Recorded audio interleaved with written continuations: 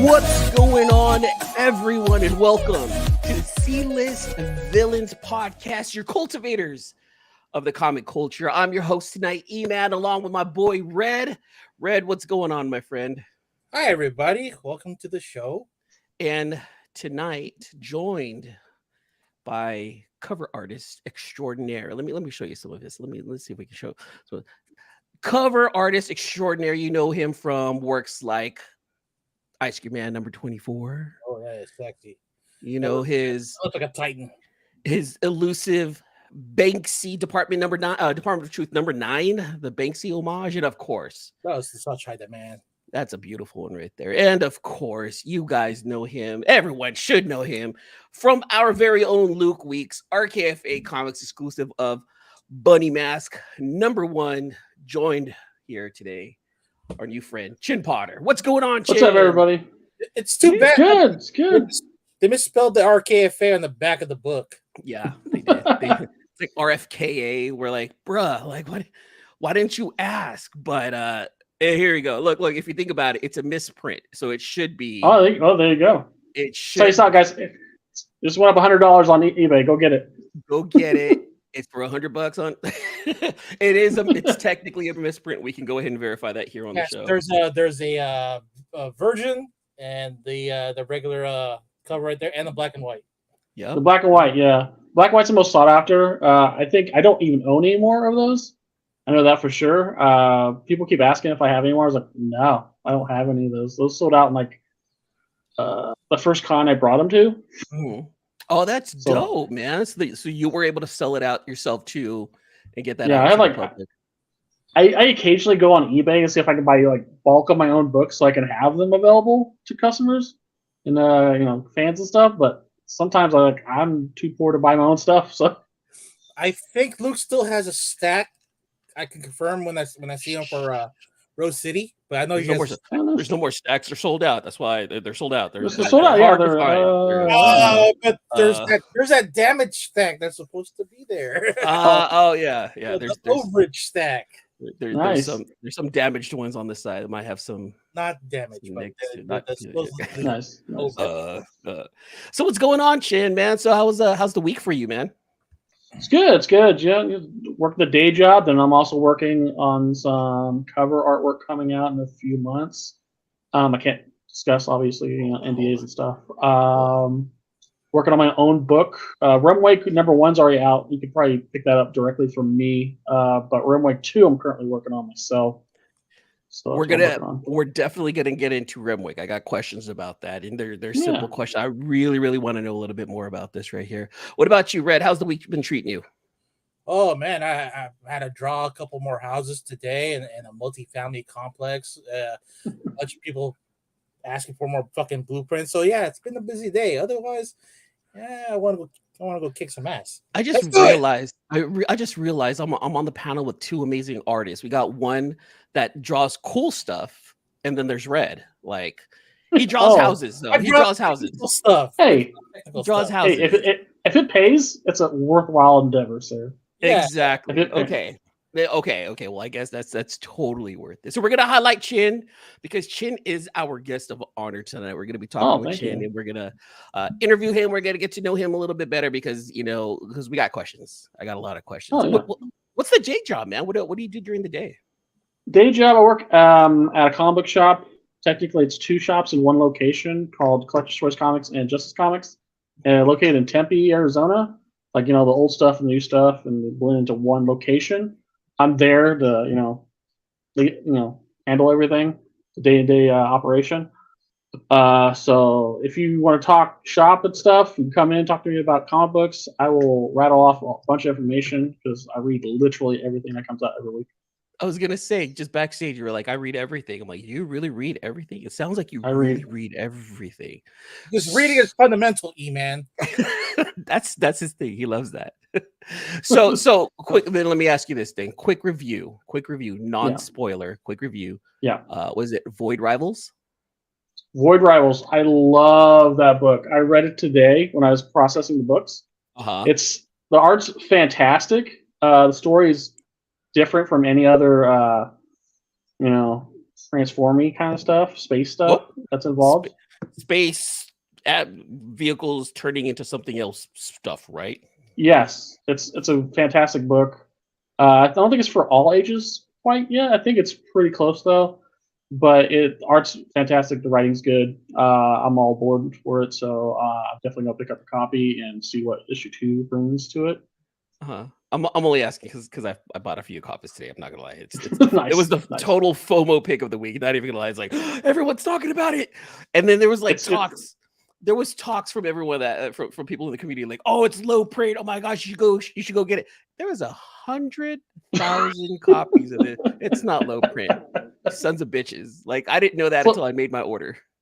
Nice. It's like, let me just jump on it. Let me see what's going on. Well, Chin, let's get to know you a little bit better, man. Yeah, man. So I know you're from Kansas. You were born in Kansas, and then you went to Tempe. Tell me about the schooling. I know, like, you had some formal schooling in the arts. Tell me about that. Where did you get your training from? Well, first, I'm self-taught for the most part because I grew up extremely poor in like a little town that had like no comic book shop. Well, technically I had a comic book shop, but not much in it. But watched cartoons, drew everything I saw, and picked up like tips in here and there. Then eventually went to college, trained as a graphic designer. But I took literally every art class they could, so I can like build like my whole schedule because you can't get your financial aid without having a full schedule. So I had all the art classes. So I trained also as a fine painter, watercolor paint illustrator. So I have that in my background. So you don't see a lot of me do a lot of watercoloring, but I can do that. So I did get my degree in graphic design. Then I minored in advertising. So it's all that. And then working in the comic book shop. See, like, this is perfect. Like if you can just put your piece exactly where it should go. Being in the comic book shop is almost perfect if you think about it. Like, this is you're almost there, right? It's almost there. I think the biggest upside of working in any shop that caters to I guess your fan base is the networking. I can tell people, hey, have you checked out my book? Have you checked out my covers I worked on? Of course, you can sell people on that and get commissions and stuff like that. Nice. Now, are you owner of the shop too, or you just? No. But if someone says you're the owner of the shop, I was like, okay. I don't correct them. If they go up to you and they say it quite assertively, like, you're the owner of the shop, what can I do you for, sir? What how can I help you out? So before we continue on, just want to say what's up to the chat real fast. Slumboards is in the house.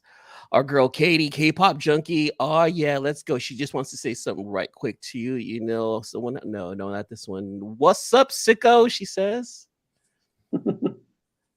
Yeah. James is in the house. What's going on, everyone? Thanks for showing up. How often does Billy go there and harass you? That's a great question. I don't know who Billy is, but he must be cool. Billy Dayton of Economics and Comics, of the YouTuber. He doesn't come out to the shop that often anymore because he's busy doing his own thing. But I remember we used to do a lot of live drawing and stuff, like on auctions and stuff for him. Like, I'd do really fast sketches in like 30 minutes for people. And that's something that that Red asked me to do for you. I was like, you know what? Let's get to know Chin first, and hopefully in the future, maybe we can ask Chin to come by. But it was from Luke. We're just playing telephone, okay? Lucas asked if you would do a live sketch in the middle of our interview, but since Luke is not here, yeah, I could, because I'm on a rotating, like, my little stand rotates. I could just point it all the way down and put a piece of paper there. I could easily do that. Are we gonna do that? And then you know what? Is that okay? Could we give it out to the chat? Would that be okay if we have? Yes, we could give it out to the chat. I can mail it to you guys, and you can give it out to whoever you like. Look at this, man! Just like that, closed mouth don't get fed. Red ass and Chin is about to deliver a quick little sketch. Just draw penis. That okay, Red, please, for the love. Let me look up the reference. Hold on, I've heard of these things. Let me look this up right quick. What do these look like? Hot dogs, right? Hot dogs. All the best. How many foods are shaped like? All the best foods are shaped like dicks. All the best kind. All the best kind. Yeah, all the best kind, man. So, and I just want you to know that I was trying to do my research on you. So I went ahead and found something, and you once said on a stream, the road to a dream is not easy in the slightest, especially if it involves the arts. Could you break down that journey, what that journey truly entails to someone who actually wants to pursue a career in the arts? Yeah, because for the most part, anybody can draw. Like your skill base, like no, without skill base, anybody can draw, right? But it's the fact that if you can be good enough, or sell yourself good enough to make something from it, and then you gotta actually have the drive to keep drawing, because you could draw whenever or whatever you want, but you gotta want to do it, because some days I don't want to draw at all. There's some weeks I don't draw at all. Like I don't even want to touch a pencil. But if the paycheck's coming through, someone's paying me, I even have to draw when I don't want to draw. So that's part of it. It's the consistency. With anything, even it's literally anything, not just drawings. It's the consistent output of work. Even if I want to get 6-pack abs, I'm sure I have to go to the gym constantly. So that's consistent work. Even as an artist, you got to put that consistent, constant work in. And being in the arts, no one expects you to make money as an artist. Like literally, what's the first thing your parents say? Can you make money from that?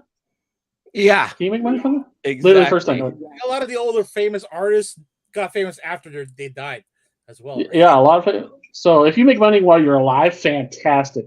If you're paying your bills and getting by, that's good. That's cool. That's cool. But if you could buy a house, even better. Yeah, I'm trying to send this out to a few people. So just wondering, man, like that's cool. You're gonna sketch something. So now my question really is like, what would you be sketching? Like, or are we gonna keep it like secret for?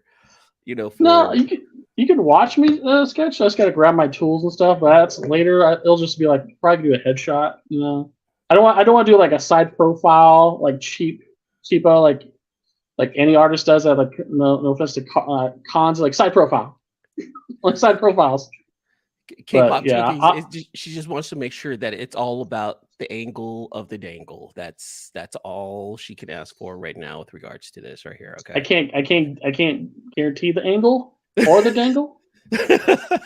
Look, let's not put any pressure on Chin. This is kind of like a last minute thing. You just semi-flaccid. It happens to every dude, okay? It happens to everybody.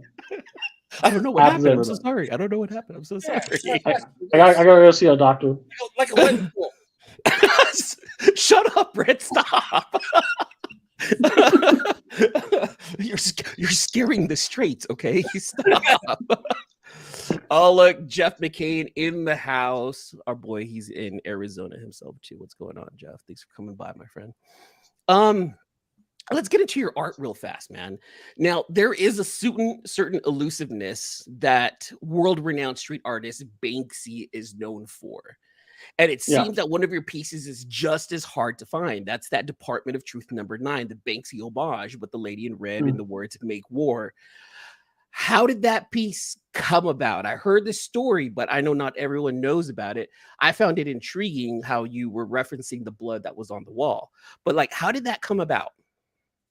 Well, how long was it? It was pre-COVID, so I got to remember like how many years ago, because COVID's like a black hole of time. So it's pre-COVID, so I'm gonna say 5 years ago? Pre-COVID, about 3-4 years ago. It's about 5 years ago, I think. So about 5 years ago, pretty much the war in Syria was going on, and I was watching a lot of that the refugee stuff that was going on there. And they're saying the stats about 60% of all casualties were children. So I had a dream. And this piece came to mind because a lot of Banksy's work is political, and a lot of his work is very controversial and very eye-opening. Even if I didn't make my stuff as blatant as his stuff, but I did want to make a statement with the piece. Reached out to Kevin over at Collector's Choice and see if he wanted to take on the piece as my very on True Art Truth, and he did fantastic. But the whole concept is around the fact that if you look closer, there's like little crayon drawings and there's like little messages in there, little stick figures, and the handprints are actually smaller than adults. So it's actually like blood of children, surprisingly. And there's bullet holes all over the wall. If you look closely, there's bullet holes all over the wall. Smearing and the dark blood and bright red blood mean there's older blood and newer blood. The fact that and it doesn't, and the blood actually doesn't stay within the confines of the dress itself. It's actually around it. So that means the blood was there prior to the stencil. So it's like someone came around, or let's say Banksy or whoever, or the Starface came around and put the stencil over the blood after the fact.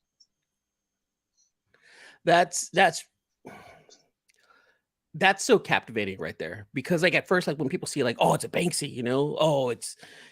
he's trying to homage Banksy. That's just the cool thing. But hearing the story was really interesting. That you had like a real, it almost felt like you had a real connection to what was happening. Not Kosovo, was it? No, Syria. Mm-hmm. Kosovo was like not even around. What am I talking about? But the story gave the piece more depth, really, because we wouldn't even guess at the handprints as the kids' handprints. Exactly. Yeah, so that's what they're slightly smaller than full size. So like there's one handprint that's slightly smeary, but it's larger. So it's like you got to dig around a little bit. And the bottom right, you see like little crayon drawings and like little bullet holes. And there used to be like a little sticker, like piece sticker, but I took that out. It was like at the very bottom, but I covered it up with like some rocks and stuff. Oh. This is such a beautiful piece, like no joke. I personally was trying to get it myself, and just the stars didn't align, man. So I had to, see what happens. I'm probably gonna eBay it eventually. I really do want that one. I definitely want that one right there in my collection one of these days. Jeff Crozier says, "Thanks, Jeff, for getting my Banksy triple sign, because apparently our boy Jeff McCain tells us that you and him are somewhat neighbors. So you guys are from the same area. That's pretty cool." Yeah, we're literally around the corner. So. Oh, so you really do know Jeff, like. Yeah, he's like blocks away.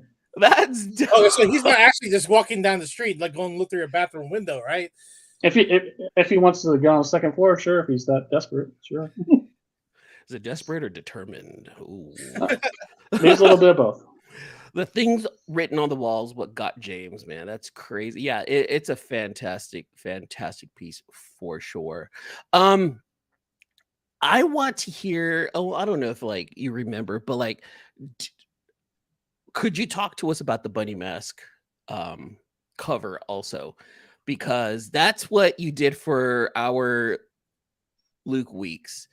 This one right here, Bunny Mask #1, when it first came out, a lot of people weren't really sure what was going to happen with this book, and it ended up being a people who read it, they actually enjoyed it. I really enjoyed Bunny Mask myself.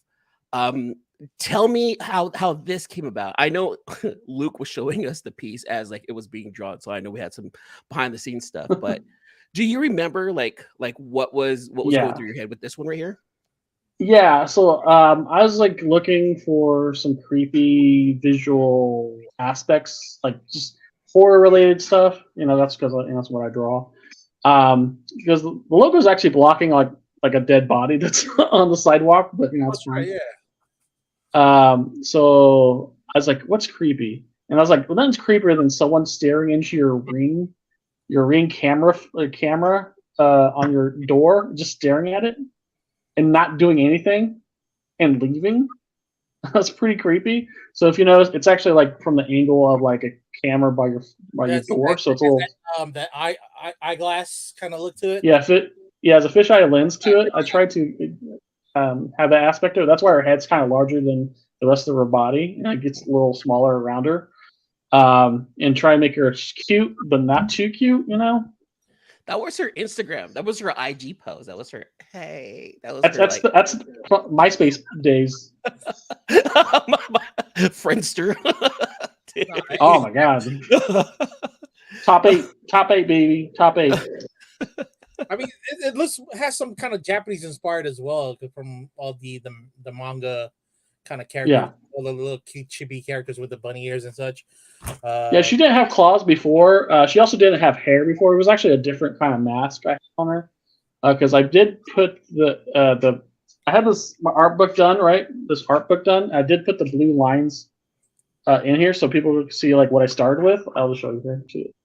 Oh, see, yeah. That's what he showed us. Yeah, so I put that in there, and I was like, it's missing stuff, It's too cute, and I don't like too cute stuff. So you had to horrify it. No, that she's too cute. Make to me just a little bit more. Yeah. Yeah, but it's too bad that Aftershock just stopped really promoting their books, though. Yeah, I don't understand that. You have some of the best titles. And don't they put out what's that mass? What's that? It's New York. The New York Massacre guy. Maniac of New York, something like that. Yeah, Maniac New York. Yeah. Yeah, that was drawn by the same artist too for Bunny Mask and for Maniac in New York was Andrea Moody, which we've had on the C-List Villains podcast. Also, go back and find that interview. It was really nice. wonderful. That's a fantastic book, and I wanted to do a cover for that, but stars didn't line on that. Tell us about the someone's asking about that. So you have a Red Room cover, yeah? Yeah, I did a Red Room. I think it's issue 4. I think it's issue 4, and it is for a UK distributor. Sorry, I work with so many exclusive guys. I can't remember everybody's name. I'm so bad. He's so sought after. He's so sought after. This is world famous, literally world famous Chinh Potter. He's got work here and in the UK. You guys look at that. I'm not sought after. It's just I have a bad memory. No, it's from a UK distributor, and it's literally one of my favorite covers I ever worked on because I had almost full, complete creative freedom reign on that. Oh, nice. Because I could do all the colors, detail, whatever I wanted on it, and it came out fantastic. It's still one of my more popular covers. I just recently ran out at Phoenix Fan Fusion. I sold my very last copy. I don't have anymore. And it's like I said, it's literally my favorite cover I ever worked on because I got to do, weird, crazy gore stuff. So yeah, so I don't get too cringy with comics. Not much gets me I read that first issue of Red Room and I was like, I couldn't. Yeah. I couldn't get past the first issue. It's very what's that? Not smut. Is it smut? Is that the term? It's torture porn. It's torture porn. It's like the underbelly of the dark web craziness. Yeah. It reminded me of that movie. It reminded me of that movie 8mm. Oh yeah. It totally reminded me of that movie 8mm with I think it was Nicolas Cage, and that's a fantastic movie. I absolutely enjoy that movie, but I can only watch that maybe once every few years just because of how heavy it is. And that book reminded me of 8mm. I was like, all right, I see what's going on here. I'm probably going to pass up on it. Not saying that it's a bad read. It's just not for me. But I see the appeal, and I hope that people who continue this on will be able to provide this, creator, enough leverage so that way he can keep creating these. I was never against Red Room, but like I said, it was just something that just was not for me. Well, there's a book out there for everybody. So I tell people that there's a book out for everybody, no matter how strict or loose you are with your morals. There's a book out there for everybody. Yeah. And then Rip went ahead and brought up your page right here, right? Is this his page, Red? Oh, this is one of them. It's Clutch Choice Comics. They have a little section for me because I did a lot of work with them. You like that? See, look at that. World renowned. You have your own page on somebody else's. I was looking for the Red Room cover, but this one popped up first. I'll also just share it. Yeah. I didn't know you did Noctera. That Noctera one looks super dope. And I did 2 covers for Noctera. I did one with them and another one with, I think, Modern Era. I did this one I didn't do the colors on this one. This is the only one I outsourced the colors on because I was like, I didn't want to do the colors on it. But I did another one for the Blacktop Cassidy special where I did everything. And that was like a C. Quivera Obey kind of thing I did on that one because that's what people wanted. So going back to the Banksy homage, you have what, 3 of them? Is that correct? Thanks. There's because it feels like it's like a series that you're working on. Yeah, so I did 1, 2, 3, 3 or 4. Yeah, there's that one and there's another one before that one. I think it's on Department of Truth 12, some one of them. And it's that one sold out. That was through Sin City, through Sin City Comics, Cincinnati Comics, whatever I think it's called. That one's kind of hard to come by because something with the shop was not going on properly. But they did a Banksy, and that one's pretty much sold out as well because I can't get a hold of any copies of that one. Yeah, it just seems like your Banksy pieces are the ones that are the hardest ones to find, and those are actually super dope. So let's switch it up just a little bit here. I'm a little bit of a foodie myself, Chin. You know, living out here in the Bay Area. Oh, you enjoy a lot of food. Right there, baby, right there.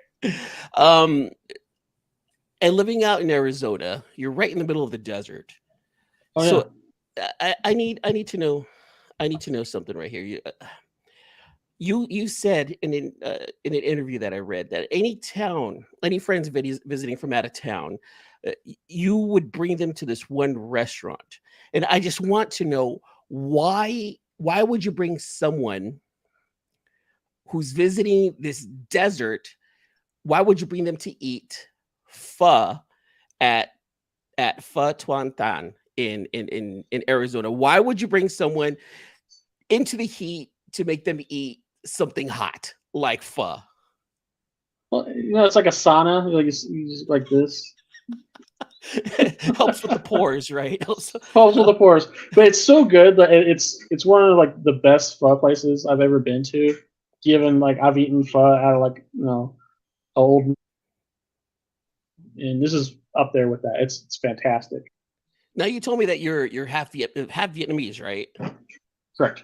What is the secret to a good pho? That would be the broth. The broth is like the best thing because as long as you can cook it for normally it's about 8 to 12 hours, preferably like 12 hours. The broth is everything. If you don't get a good broth, you really just have wet noodles. So. Now, are you more of the meat kind of a guy, or are you the seafood kind of a guy? I'm the meat guy. It's all about the steak for me. So now, do you do the raw steak or do you do like the cooked brisket?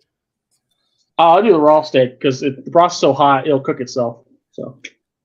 So I had a friend. What she ended up doing was she would actually get the raw meat, the raw pho, or the raw meat for the pho, right?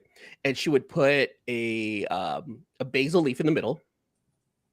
Then she would put the actual lime right on the meat, and then she'll throw in some hoisin. She'll dip it in the soup, and then she'll wait for it. And she'll let the soup cook for a little bit, and then she'll eat it. Is this a correct or not correct way to eat? Is it a correct way? I've never seen it done. But is it incorrect? She's eating it. Yeah, but it seems like it's hot pot style. It felt very much like hot pot kind of thing. Yeah, it felt very hot-potish.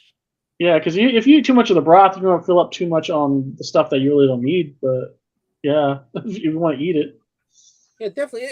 The pho gets really bad if the broth gets cold. They should serve it on a hot plate and keep the broth hot, or have like an electric bowl or something just to keep it warm.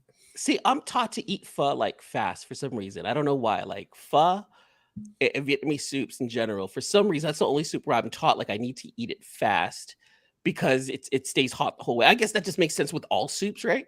But like even with my ramen, when I eat ramen, I just kind of go at like a cool pace. But with pho, no matter how big the bowl is, whether it's extra large or extra large, because let's be honest, there's no such thing as a real medium when it comes down to pho. Those bowls are fucking big. So whenever I get, you're not meant to eat all that broth because it's a trap.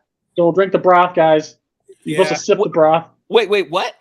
Hold on. See that's my problem. I'm always eating the broth. So wait, what again? Don't eat all the broth. It's just filling. You're literally filling your stomach up with fluid, and you won't be able to eat all the meat or the noodles. So it's such a farce to get like an extra large bowl because you only eat the noodles. You're paying for the meat and the noodles, really, and the broth. So what's key is that you get like a normal sized bowl or a small bowl. Just get extra noodles and extra sides. You don't get giant. I did not know this. This is all new to me. So don't eat don't drink the broth. Just enjoy the noodles and the meat and the vegetables that's in there. Yeah, and if you want extra noodles, just get a side of noodles. Yeah, but it's nothing like being stuck in a room where everybody just having all the sucking and slurping sounds. It's like being at a brothel. Hot and sweaty, especially in Arizona, because it's hot. Oh yeah, it's hot and sweaty. It's hot and sweaty down there, man. Red, did you want to ask him anything? No, I lost my train of thought. Sorry. You're thinking about a brothel still. So. That's what just happened to me. All I kept hearing in my head is like the sucking and slurping sounds of noodles. So have you traveled outside of Arizona and tried other places, like other pho outside away from Tempe? Yeah, I've had some other places. I've had places back in Kansas, or that's okay. I've had pho growing up. I could say the pho at this restaurant is better than the pho growing up, and that's from actually eating from an actual Vietnamese family. So that's how that's really good. I've had pho in California, in LA. I forgot. It's like probably some like pho, like play on words restaurant, Fucking cool or something like that. That's fucking long. Yeah. And there's a new pho, like instant pho. It's not that good, but it's just, you just buy it because of the name of it. It's called Pho Cup. Pho Cup. Leave it up to California. I think they have. I think it's at like most Kroger places. It's called Pho Cup. Oh, okay. I think that's right. I was like, you would like a Pho Cup? Can you speak Vietnamese? No, not anymore. I said come on, and some other saying when I'm eating a restaurant, I'm just slurping it, but that's about it. I don't. That's about it. Just enough to get the food and just enough like for the bad words and the essentials, right? The essentials, like a toilet. Got the toilet. So how do you say? Is it pho duck get or? Is it pho dum bin? Not really sure. I don't use it often anymore. Yeah, because after COVID, you don't get out. You don't get out at all. The way of saying stuff is like I keep like really putting an American accent to it. I'm not Vietnamese, but at least I try to speak the language just for the food's sake. So, but it's kind of hard to pronounce in Vietnamese. Yeah, it's very nasally. It's like Dung Bo Sao like that. Yeah. Yeah, we've had friends in like the 90s who were hardcore Vietnamese and it was just hard to understand them even when they're talking about cars and racing. So it's like, yeah, wow, we grew up. Yeah. What did he say? Well, my dad like speaks like 4 different languages, right? And like he has a stutter because he's trying to go between different languages. So it's really funny when he's trying to talk to people and he's trying to decipher which languages he's using. It's like how are you doing? Like what are you saying, Dad? Pick one for the love of God. Pick one. So he speaks French, So Jeff is asking us right quick here, Chin, if you could do a cover for any title currently, what would it be? Currently, without any money involved if I can just do it. Because okay, any cover. Any cover. And that's such a good question. I've never really thought about it. Probably. Go ahead. I'd probably do a Venom cover or a Carnage. Venom? Yeah, I'd probably do a Venom or a Carnage. Why not just both? Why not Venom and Carnage put together? Because it's just monster stuff, right? So yeah. Venom or Carnage. Yeah, that sounds pretty cool. Hey, what's going on, Drax in the house? How about your pages? Would you do a whole book or? I would love to do a whole book. I would do a whole book. Yes, I would love to do a whole book.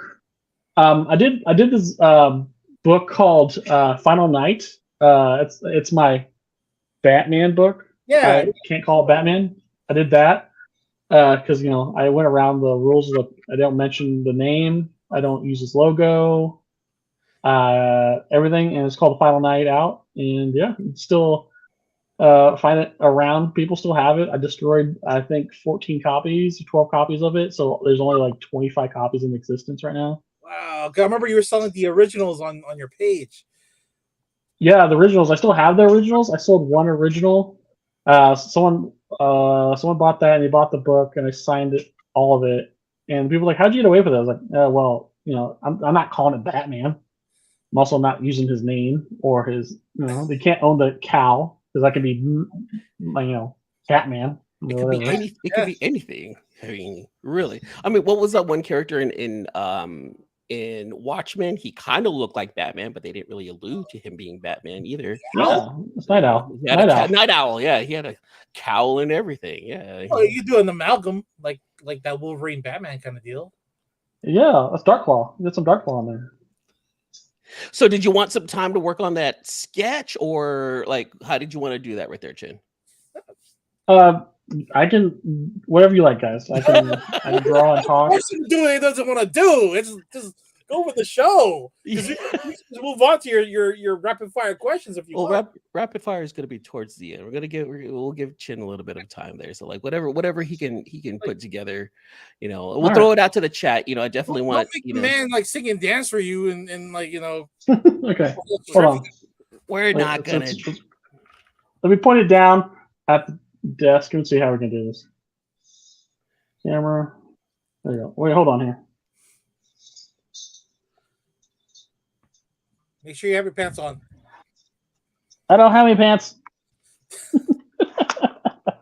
Oh, we do the show bottomless anyway. We sure do. The bottomless show. But throw it out right here. Add this banner right here. Let's go ahead and throw it down on the ticker for everyone. So Chid, did you watch Transformers? I think I asked you this, right? Oh, you can't hear me. Let's see.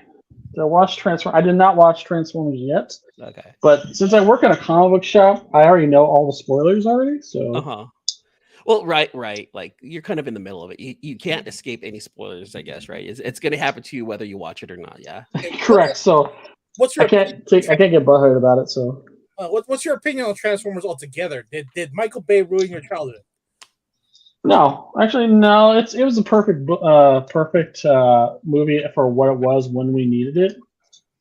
Can there be better Transformer movies in the future? Absolutely. Let's see here. Was it Transformers kind of like your childhood too? Like, was the Bayformers like part of your childhood growing up, or was it like already past it? It was. It was. When did it come out? Like 2005, 2004? 2007. 2007 was the first one. Oh, I was an adult man in college already. So I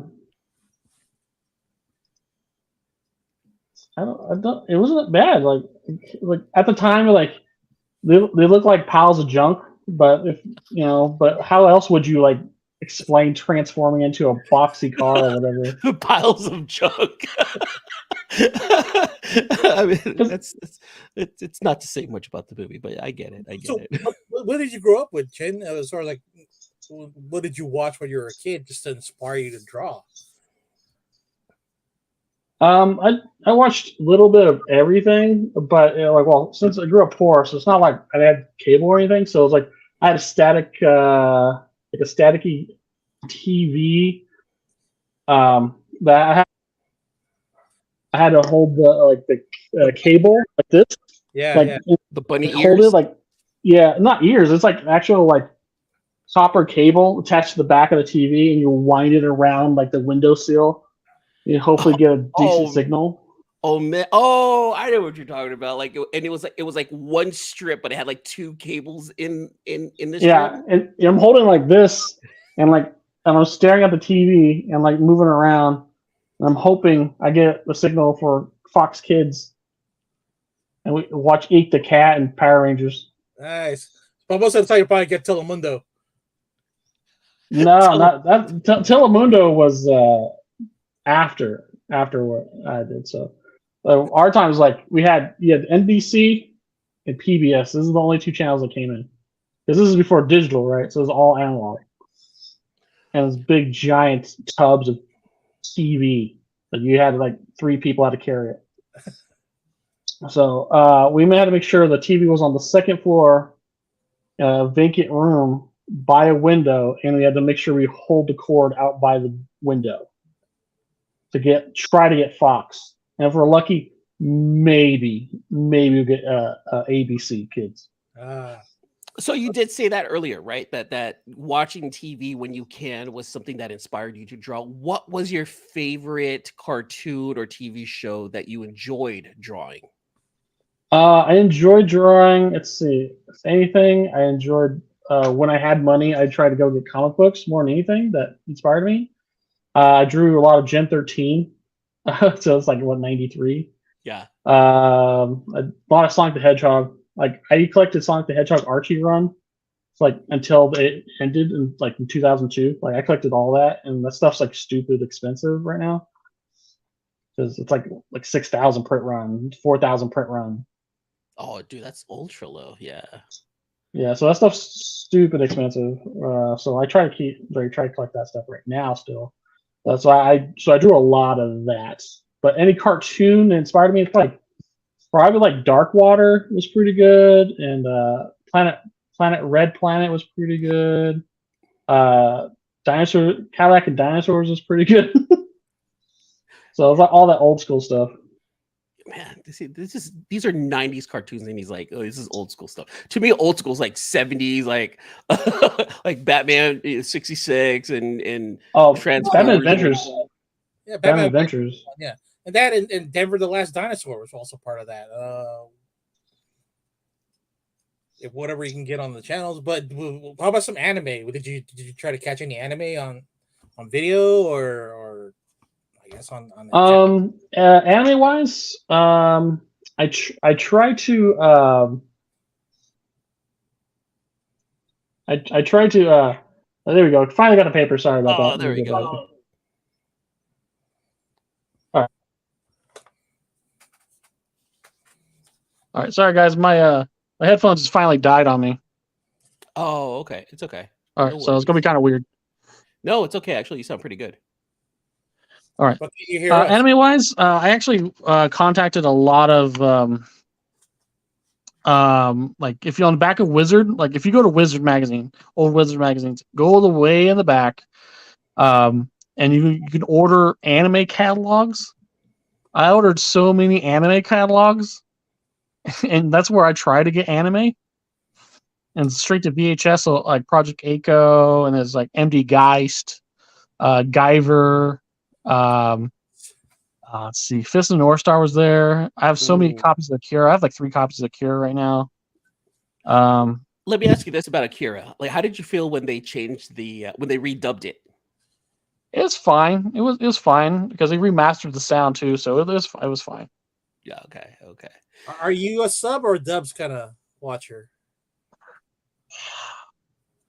For old school stuff, I want the dubs because it was just so bad. It was just so bad. The translation. Because when they try to do the translations, the translations back in the day, it would not match up. So dubs back in the day were fine, but I prefer current subs. Yeah, you know what? The current subs is pretty good. It's gotten so much better. Like My Hero Academia's voice acting is phenomenal. I absolutely love like My Hero Academia. So while you're doing this, Chin, do me a favor. Could you talk to us a little bit about Remwake? Yeah, Remwake is the self-title that I put off for like 5 to 6 years. Like I'll get it done. I'll get it done. And then eventually I got COVID. I was stuck in my room for like 10 days. I was like, I should finish this book. So I finished it. It's literally about the introspective, like ethereal beings of feelings and interconnected of all living things within the whole reality universe, the whole universe and reality itself, and what binds us, like from like animals to plants to humans, what binds us, and these beings within the realm called the cycle are those connections. So the whole book is about one being in particular called Sui, which is Latin for myself. It's called myself. Sui is Latin for myself, whatever. So there's a little deeper dive in there. But he wants to experience the human condition, which is the hardest thing to understand for these ethereal beings. Mm-hmm. And the most illogical thing any living or transdimensional being or whatever can ever understand is love. Love doesn't make any sense. It makes no sense at all. Like it goes beyond like, because you'll sacrifice your well-being for another's well-being, even though that just not really, that doesn't make any sense. Right. Because it's the preservation of self is really the first thing that comes to mind if you want to continue on as a species. But it seems like your characters like Data on Star Trek TNG, where he can't experience humor. Oh yeah. So similar to your character, as I can't experience love. Yeah, it's something like that because love and any real deep emotional connection to another like another being, if you try to explain it, like literally trying to explain it, that makes complete sense. It's almost impossible. Like, yeah, I love my son, like, because I have a son. I love him unconditional. I would do literally anything for him. Mm-hmm. And then you talk to a computer, like, why would you do that? Because I love him. They have no better reason than that. Why? Like, I need to. Love has no rules, and it is all the rules. Which it's the most logical aspect of higher thinking beings, I guess. Being human, as of the feeling of love or being in love. Exactly. The feeling and being in love and love itself. Like, if you think about it, I just can't explain it. Oh, that's true. You really can't explain love. Because even being in love could be confused as being in lust. Exactly. You can say, "Oh, it's hormones, right?" But hormones don't make me jump in from a bullet to save someone's life. Right. Like your vagina. Hormones don't make me stop eating so my son can eat. Yeah. Here we go, Red. What were you gonna say, Red? Some vaginas are not worth killing yourself over. Oh, that's true. Yeah, totally not worth it. You can also say vaginas and dicks. Remember, it's all inclusive nowadays, Red. Very inclusive, guys. Very inclusive. You gotta be very inclusive. Vaginas and dicks, Red. That's right, because we mentioned dicks in the beginning of the show. Now the vagina's turn. Oh, okay. It's a rotation. It's a rotation. That's because we were expecting Chin to do a sketch of a penis, but then we're not getting a penis now. I don't know. Is that Dr. Doom? Because he's kind of a dick himself, isn't he? I don't know. In your opinion, what's the villain that's most likely a dick? Who's the biggest dick? Who's the biggest dick? What are you talking about? That's a good question. Like who is the biggest dick? Who's the biggest What's the one villain that's the biggest dick? Like, who's the asshole? Who's the biggest asshole? I guess. What villain is the biggest asshole? Yeah. I think there's a book, Thanos, right? I think it's an annual book with Thanos in it. And he tortures this guy right on his birthday. This is a normal human guy on Earth, and on this guy's birthday, Thanos comes along and ruins that day for him. It's an actual book, actual canon. Where Thanos comes around from the day the guy's born to I think he's like 45 years old, right? On the guy's birthday, something bad always happens because Thanos does it. Like he kills his best friend on his 10th birthday. Oh my god, that's such a dick move. Yeah, and he poisons he poisons everybody at his first college party. He poisons everybody at the party because he could, and that's just Thanos just doing whatever he wants to do. So I would think Thanos is the biggest, because of that's canon. Here, I was Lex Luthor being the biggest dick as a villain, but wow, I didn't know Thanos was capable of just doing the smallest shit to the most insignificant person. I never knew this, and yeah, that would put him up there as the biggest dick. So yeah, look up that book. I think it's an annual. I have to look it up. I think it's an annual though. It's stupid because I think the only day he has a good birthday is the day that the Avengers defeat Thanos, and nothing happens because Thanos just dies during that time, and he comes back the year later. But he's but he has one good day because the Avengers beat him. That's funny. That's genuinely funny. Thanos, look at that. Herbs is saying it's Thanos' annual #1. And he's extremely happy because he actually has it. Herbs has something that we're talking about. I'm pretty sure he's pretty happy about that. Let's piggyback off of that. Like, if you were to, I guess, reboot that story, how would you come about making Thanos an even bigger dick? How do you make him worse? Make him worse. Do it to a girl? I don't know. He makes a little girl miss a bus, which makes... It's a fast drawing. That's just a warm-up drawing. Don't worry about it. That's just a warm-up drawing, guys. Warm-up drawing. All right. This is the real drawing. Crossing the street? Wait, what? He makes a little girl miss a bus, which makes it so whatever she cures cancer. Wait, what? Oh, look who decided to join us. Yeah! What's up? What's up? How's Mrs. Weeks? She okay? All good, baby. Look at that. Look at this. What's up, Luke? Look at that, Luke. See? Magic. This is the guy right here. I figured fans would want a Venom or something very mainstreamy. Yeah, so for the fans. Luke, plug in your mic a bit. Because we can barely hear you. Check. There. Might just be my voice. Your mic, you sound far away. So far away. All right, want to throw that question to Luke?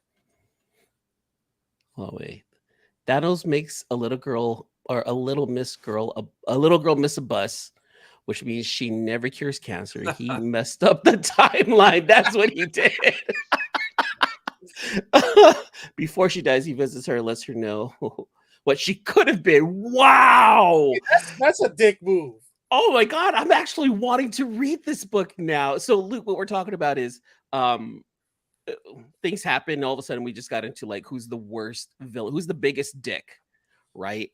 And Chinh was talking about how Thanos pretty much tortured some kid, killed a kid on his 10th birthday and stuff like that. It was just made the worst. We just kind of got off on a tangent there. The kid's friend on his 10th birthday. So now we're asking, who is the biggest dick? Who's the biggest dick of a villain? Villainous dick out there? That's a good question, man. They're all dicks. Are they though? I mean, but the biggest one, the most recent one, the High Evolutionary, oh, that's right, torturing animals. Come on, man. Why you gotta do that? Made a whole world. And this, yeah, I'm gonna have to agree with Luke on that one right there. He's a fucking asshole. That guy. Dude, seriously, but so awesome with the stretched face. Oh man. Oh. It was cool because he was like the first villain in the MCU that was really bad to be bad. Dude, and I wanted more of him. I'm so bummed it was a one and done because I really feel like he could have been. Hold on. I feel like he could have been better than Kang, honestly. Hold on. James Gunn. Did Chin watch the Last Guardians? Oh, wait, that's right. Chin, did you watch The Last Guardians of the Galaxy? Yes, I did. Okay, cool. So we can continue on with this conversation. People have enough time. We can spoil it because it's been weeks. Okay, they didn't watch it by then. Yeah, it's their fault. Yeah. No, I'm with you. Like within the first 2 weeks, we have to like totally say spoiler. But yeah, by now, Kang is boring to me because it's just like I'm everything. I can be any. It's like okay, it's like Superman. Like Superman's boring because he has no faults. Hold on, before anything. So for anyone who's out there in the chat right now, throw out the hashtag in the chat, hashtag Chin, like what I have there at the bottom, for your chance to win this sketch that Chin is putting together for you guys. So throw out hashtag Chin, and we'll do the drawing later on. Real fast, Chin. We have Nornrad who's asking, what's your favorite movie? What's your favorite horror movie? Do you have a favorite horror movie? What's my favorite movie and what's my favorite horror movie? No, what's your favorite horror movie? Favorite horror movie? Insidious is pretty good. I like different horror movies for different reasons. Insidious is good because it's just creepy. But for aesthetic reasons, I like The Thing. Are we gonna go? The Thing. The Monsters is really good in The Thing. So, which one was The Thing? The new one or the old one? Oh, I'm thinking stuff. I'm sorry. Which one was The Thing? Yeah, there was two ones, right? There was two.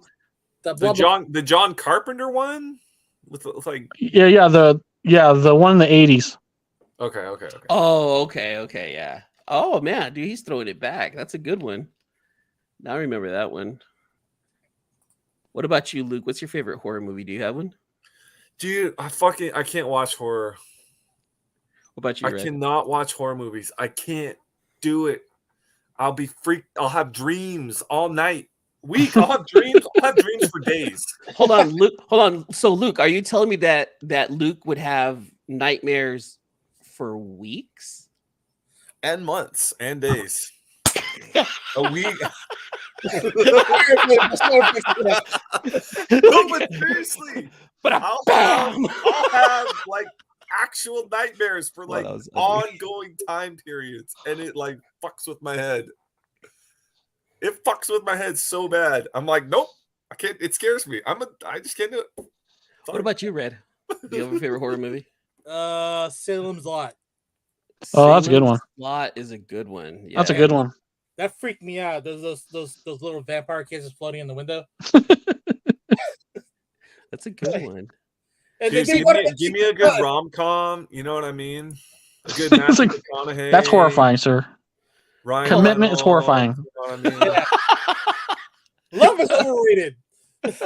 You know, a ham and cheese sandwich. That's it, baby. That's what I want. That's how I live my life. And a Sprite. Ham and cheese sandwich and a Sprite. For me, I'd have to say this is relatively recent, but I felt like the Insidious movies were really good because they helped revamp like a new generation of horror fans. And I really enjoyed that movie. I hated all the offshoots, right? Like that's true. Nun, right? La Llorona, I think was one of them. Annabelle, like they were kind of cash grab. I'm not scared of a doll. I'm sorry, I can't be scared of a doll. Annabelle, well, I don't know, man. She was kind of creepy looking. I mean, the doll in the movie is not that scary, but if you just ran up upon a doll and like at a Goodwill, and it all of a sudden shows up at your house, then it's time to be afraid. I've had weirder things in my house.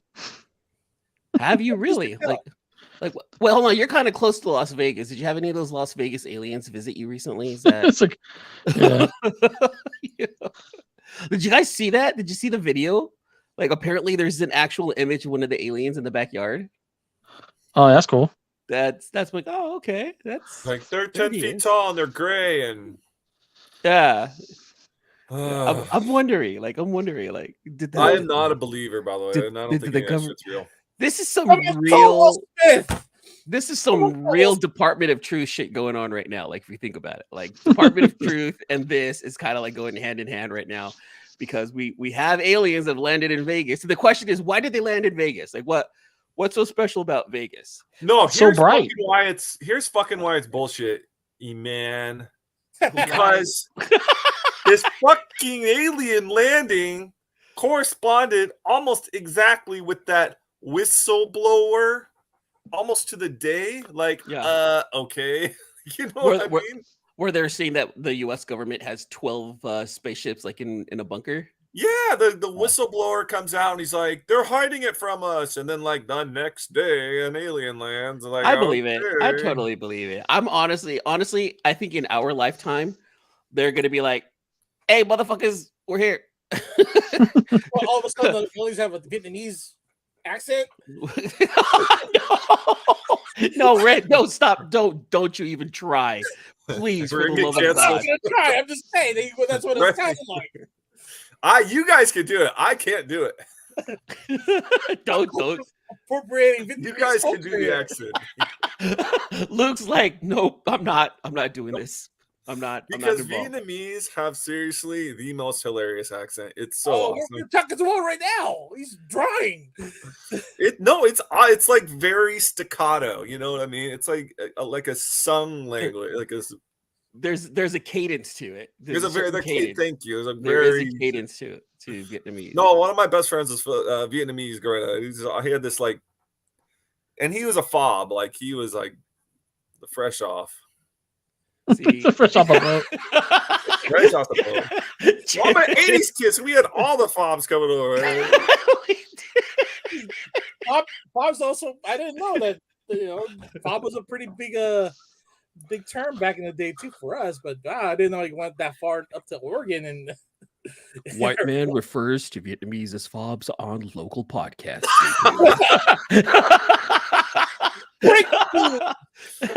Don't worry, he's with us. He's one of ours. Don't worry about it. We'll claim him. He's okay. He's a Caucasian Asian. He hangs out with us. No, but then this is the messed up part, man. And then one day his family moved. Never saw him again because it's pre-internet, man. You know what I mean? I'm like, can I get like? He's like, I don't know, my fan. Like, there's no. Don't tell me his last name's Nguyen or Tran, and that way you can't search for him on Facebook. I'm using a crayon. Look, I'm using a crayon, guys. That's super dope. That's a great Venom right there, man. Dude, are you kidding me? Cover worthy right there, baby. That is pretty dope, Chin. And one of you guys on the chat's gonna win that sketch. So. Yeah, remember #Chin. Just throw #Chin out in the chat. Man, I don't think I'm gonna do this. Well, I want to enter this. No, I'm gonna enter. Hold on. I'm gonna go into my other fake account. Family and friends and employees of the podcast are not over. You paid a man. All right, hold on. What did Herb say? Let me bring it up. Nguyen, we're always crazy finds in your books. There you go. Yeah. There you go, guys. Let's bring it up. Let's bring it. Look at that. Dude, that is so fucking sick. That is so sick. 10 out of 10. I love how big crayons, like giant crayons I have here. Dude, it really was crayons. Let me see. Look, let's show off like what you used, because everyone needs to see that. All right, I'll just ship it off to you. We'll figure it out. So I'll ship it off to you. I love it. Now, can you kiss it and leave your DNA on it? We're gonna clone Chin right there. We like to clone you in the future. No, we'll do a comment randomizer later, and we'll send it out. No, what? I'm also be nice. I'll throw this in there as well. You can have that. Oh, the art book too. I love it. Don't forget #Chin for your chance to win the art book as well as that Venom sketch, you guys, that he did live. Dude, what is this? Is that a little self portrait? What? That is sick. What is this? show him can you show the inside of the book with there you go. the mask for Luke? Since I don't think he ever saw it. Oh, that's there you go. You guys can do whatever you like with it. So I'll ship this off to you guys. You guys can give it to a fan. Yeah, one or two winners. Maybe one wins the art book. Can you open the book? Can you show Luke the bunny mask sketch that you included in there? What's that? Oh. Can you open the book and show Luke the bunny mask sketch? I got a lot of stuff in here. Let's see. Luke, come back, Luke! You gotta see this. Luke, hurry! You're gonna miss it, Luke. It's summer. Hold on, I'll be right back. I'm coming. What are you doing? This is your moment. Go get it. Look at it. I'm not coming. I'm coming back. Look, Herbs and Nornrad are the only two that went ahead and listened and actually threw out the hashtag. That's awesome. It's in this book. Hell yeah. Cheers on that. Thank you. I wish it was a Bud Light. I could cheers you with a Bud Light. Oh, look, that's the other one. Yeah. That's the actual cover. So if you get the book, you can look at this. Like, oh, there's inks and there's. That's awesome. And those are available at your booth at any show, right? So yeah, a bunch of stuff in here, you know. How can people buy? How can people buy the art book as well as the? If they hit me up directly, they can go to my website cinpotter.com, or they can hit me up on Instagram at cinpotter. And you work at are you still working at a comic shop? What's that? Are you still working at a comic shop in Arizona? Yeah. What's the name of the shop? Are you? Collector's Choice Comics and Justice Comics, one location down in Tempe. Dude, you live in Tempe? That's so I love. I don't live in Tempe, but I work in Tempe. Oh, you work in Tempe? Yeah, no one can afford to live in Tempe. You can't live in Tempe. Like it's like a $400,000 house. No. What? So where do you live? $400,000. I live like an hour away. Lives down the street. Like from where? Apache Junction or where? You live in like Queen Creek, Santan Valley. Down the street from Jeff. One stoplight. McHale. What's that? Is that the small place? It's getting bigger. It's getting bigger. It's south from the main part of the valley. Okay. Now, does your family have roots in Arizona, or what is your? I don't have any roots in Arizona. Like I came here to take care of my son, be here with my son, and that's it. Really? So where's the rest of the Potter clan then? The Potter's in Kansas. Everybody's in Kansas. Dude, are you loving Arizona then? Because I mean, loving Arizona, it's a love-hate relationship. It is. All right, I gotta change the camera here. One moment. God dang, it is such a love-hate because Rachel and I, we moved down there in 2013, and we're there for 5 years. Right. But we were up by Flagstaff. What's up, guys? What's up, sexy? Man, looking good. Bro, have you lost weight? You're looking good. No, it's just the haircut, you know. I try to get as tall as possible, so it makes my head look real skinny. You and your son, how old's your son? Is he in Queen Creek with you? Is he living with you? Yeah, he lives here with me. He's 12. That is sick. So my boy is graduating 8th grade on Friday. Ugh. Does it make you feel old? Like, they're getting older and they get bigger than you. Like, you need to stop it. I know. It makes me feel like an old man. It really does. And then I look in the mirror and I realize I'm a fucking old man. You look at the gray hairs are like, stop growing. Like, oh yeah, I'm an old man. Well, E-Man has a kid in college already. I got three. I got a 29, a 20, and a 13-year-old, you guys. Yeah. And hold on. Then I have Mimi. So we have 13, 12, and 10.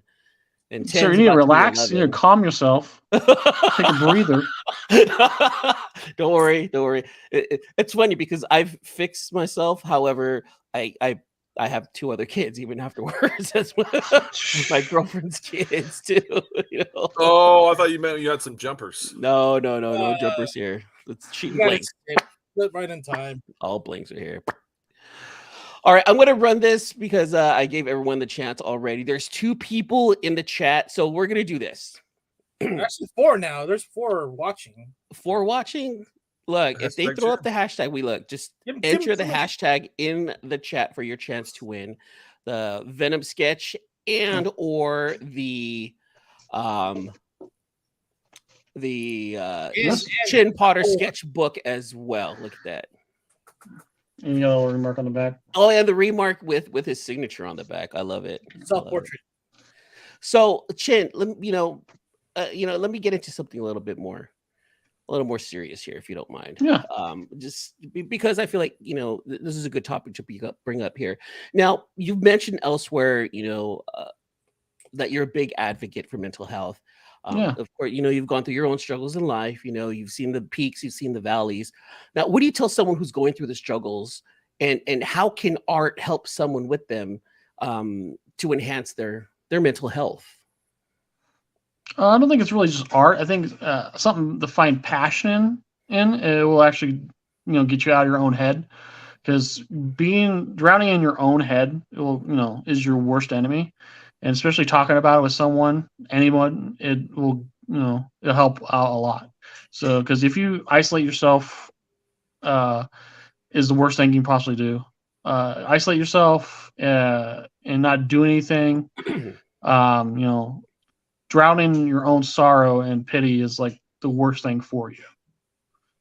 If you can at least discuss it with somebody, find something that gets you out of your normal routine in a positive way, that's the best advice I can probably give someone.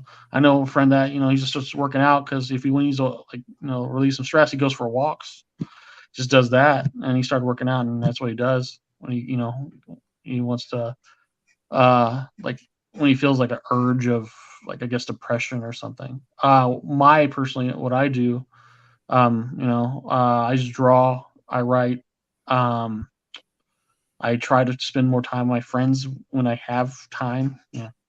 Sometimes, being professional of anything, you got to try to find time. But yeah, just finding time to get out of your own head and get out of your own way. Is there a specific person that someone should reach out to? Because it's hard for someone to reach out to mom and dad. What do you tell? Have to be anybody. It can just be anybody, literally anybody. That's the advice I was given. If you can talk to anybody, it can be a complete stranger, as long as you can get it off your chest. All right.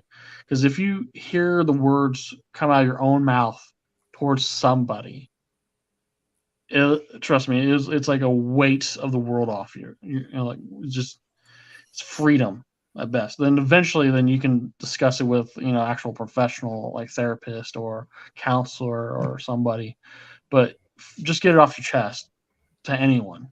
I know a guy that just spoke to who's like an Uber driver, and because you're not going to talk to him again, you just need to talk to somebody. All right. Mm-hmm. And at least the person's there. He can't go anywhere. He has to listen to you. So you're stuck in this car with me for the next 23 minutes, 45 if there's traffic. Exactly. So you're gonna as long as you can discuss it and you're just talking about it, that's all that matters. Because like you said, it's you hearing it for yourself. Yeah. I get that. I've been stuck in the deep end, by myself, self-loathing in the worst places and the worst spots for a really long time, and it just dramatically and exponentially gets worse and worse and worse, and you just think it's just no end to it. Then eventually you try something different, discussing it. It can change night and day.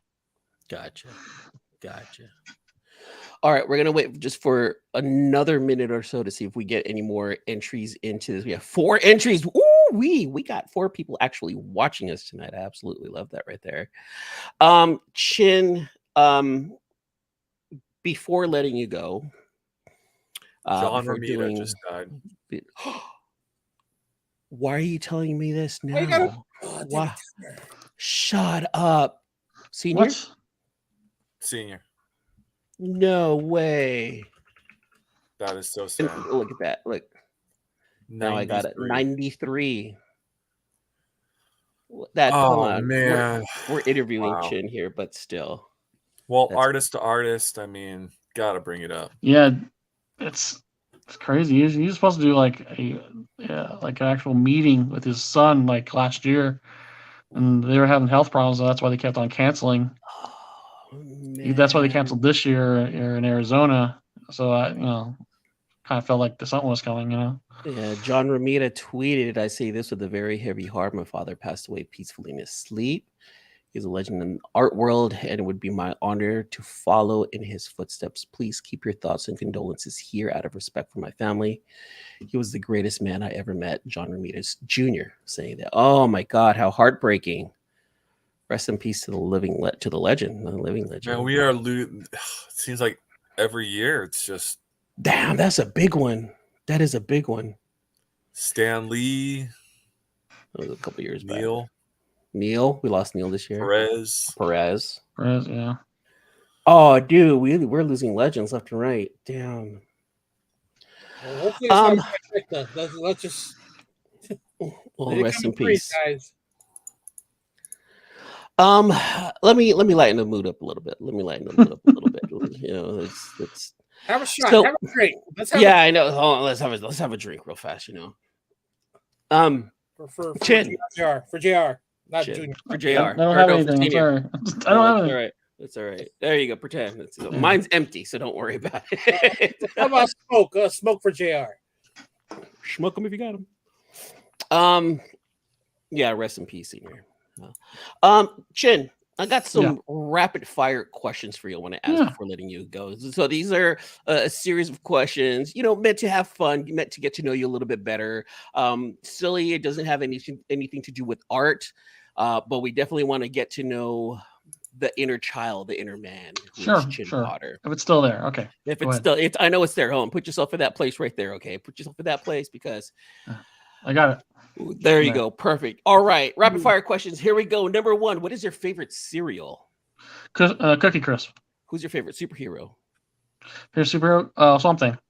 When you put on your pants, right or left leg first? Both, I think, at the same time. Oh. What is your favorite month? December, because it's my birthday. Favorite food to get the creative juices flowing? It's cheese sauce with Doritos. Egg noodle or rice noodle? Rice noodles. What is the first thing that you order at a bar? I don't drink, so it'll probably be a Diet Coke. Who's your favorite Disney character? I don't have one. What's your favorite song to rap or sing to in the shower? Ooh, God. Guilty pleasure, probably Imagine Dragons Thunder, even though it's a horrible song. I can sing it. Final question. Anybody can sing it. Anybody can sing it. And final question. Listen to this one right here. Can you name 5 U.S. presidents without Google? Jefferson, Washington, Lincoln, Eisenhower, and Obama. There are 5. That's 5. That's 5. Hell yeah. So the question was, can you name 5 presidents without Google? That answer should have been either yes or no. But it's okay. We're going to let you pass on that one right there. I'm glad that you know your history without Googling right there. Everyone, thank you so much. This is Chin Potter right here. Hold on, wait. We're still having a giveaway. And then I was hoping that Chin would say that he would put in his third leg first in the pants before both legs. Yeah. At what point does the third leg come in, right? It is rough sometimes. All right. We got 4 entries right here. How do you guys want to do it? Are we going to should we do 2 spins for 2 prizes for 2 people, or just 1 spin and 1 lucky person out of the 4? 1 spin. Make it easy. 1 spin. All right. Luke spoke. 1 spin. 1 person gets this. Let's go ahead and draw this. Good luck to everyone that entered. Hold on. Any stragglers? Negative. We're drawing. All right. All right. Where you need a comma after on, because I don't want to come on Chin. Herbs. Congratulations, Herbs. You are the winner of a sketchbook and A sketch from Mr. Congratulations. Potter. Good work. I think it's rigged because that's your cousin. It's not rigged. I don't know. That looks like Rambo right there. And then you saw firsthand. I pressed the button. Right there. I don't know. Grandma, is that you, Grandma? Look, it's Rambo. Box. You can totally tell it's Rambo. I don't know what you're talking about right there. Herbs, hit me up on Instagram. Send me your information. I want a DNA test. Send me your information so we can get that sent out to you. Once again, Chin, thank you so much for joining us tonight. I really, really appreciate it. We had a good time. Let everyone know how they can find you on the social medias. Thank you again, guys. I do appreciate it. I get to talk to a lot of people anymore. But yeah, you can contact me on my Instagram. It's Sin Potter, SINPOTTER, like the wizard, Sin Potter. Or at the website, where you can see my artwork and contact me directly for commissions. It's sinpotter.com. Or come to the actual physical location of the shop where I work. It's Collector's Choice Comics and Justice Comics down in Tempe, Arizona. You can come by, hang out with me, talk, shop, even might get a doodle out of me. I don't know. Depends how, how I feel. Convention appearances this year? Any conventions or appearances this year, Chin? Oh, conventions. I just got done with Fan Fusion. I have nothing in the works as of yet, but sometimes I'm invited out of nowhere. So, and then any current or future projects you can talk about. Yes, I'm currently working on my Renwick issue 2, and that should be done by the end of summer. I'm hoping. So that will be out, and I'm also trying to get some artists to work on some variant covers for that, and there will be a slight bundle available once that is ready for pickup, I think in August. I love it. Nice. Like it. I love it. All right. Well, that's it for tonight's show. Thanks to everyone in the chat for showing up. Once again, thanks to our guest, Chin Potter, and we'll catch you guys next week. Peace. See ya. Thanks again for listening to another episode of the Sealess Villains podcast, your cultivators of the comic culture. Make sure you follow us on Facebook and email us at sealessvillains@gmail.com.